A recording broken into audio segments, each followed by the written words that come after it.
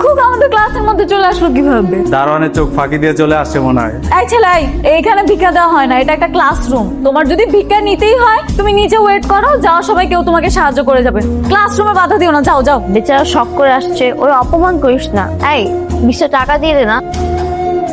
20 টাকা দেওয়ার মানে কি? ওকে দেখেই তো বোঝা যাচ্ছে যে ও একটা সুস্থ স্বাভাবিক মানুষ। এই ছেলে, তুমি সুস্থ না? তাহলে কেন আমাদের কাছে সাহায্য চাচ্ছ?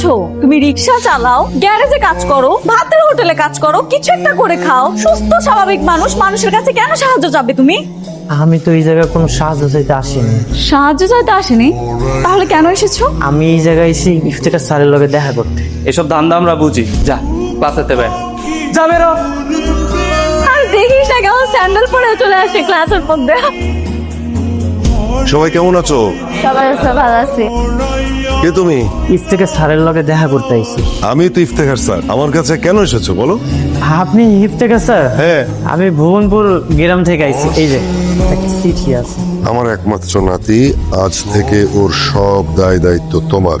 ইতি তোমার প্রিয় শিক্ষক। আর আমি তো তোমাকে চিনতেই পারিনি। Sir okay.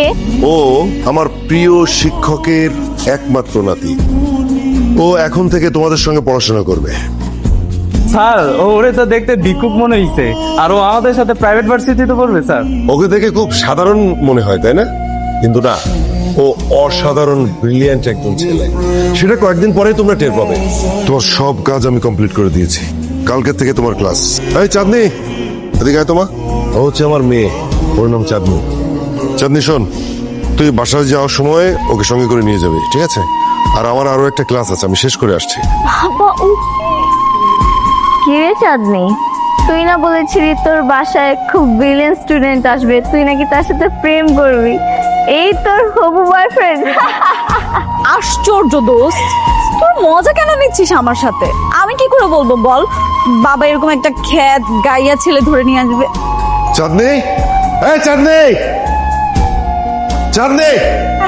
কি হয়েছে? হ্যাঁ, এত জোরে জোরে চিৎকার দিচ্ছ কেন? মানে চাঁদনি চাঁদনি বলে সারা বাড়ি মাথায় তুলে নিচ্ছ কেন? কি হয়েছে? দাঁড়াও চাঁদনি, আসে। এদিকে আয়। কি হয়েছে বাবা? তোকে কি বলেছিলাম? তোকে আমি বলেছিলাম না যে বাসায় যাওয়ার সময় ওকে সঙ্গে করে নিয়ে যাবি?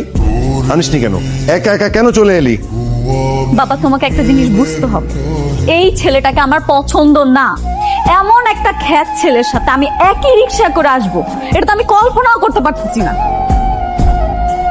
দেখলে দেখলে, তখন তো খুব লাফালাফি করেছিলি, নাচানাচি করেছিলি, এই করবি সেই করবি, ও এলে খুব ভালো হবে।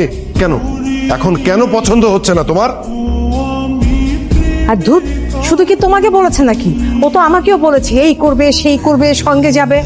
হ্যাঁ আমি বলেছিলাম মা, আমি বলেছিলাম, কিন্তু আমি কি জানতাম বাবা কোত্থেকে একটা গাইয়া ছেলেকে নিয়ে আসবে? আমি যদি জানতাম তাহলে বাবাকে নিষেধ করতাম। এই ছেলেকে আবার কেন নিয়ে আসছে? এত বেশি বিয়াদবি করো না।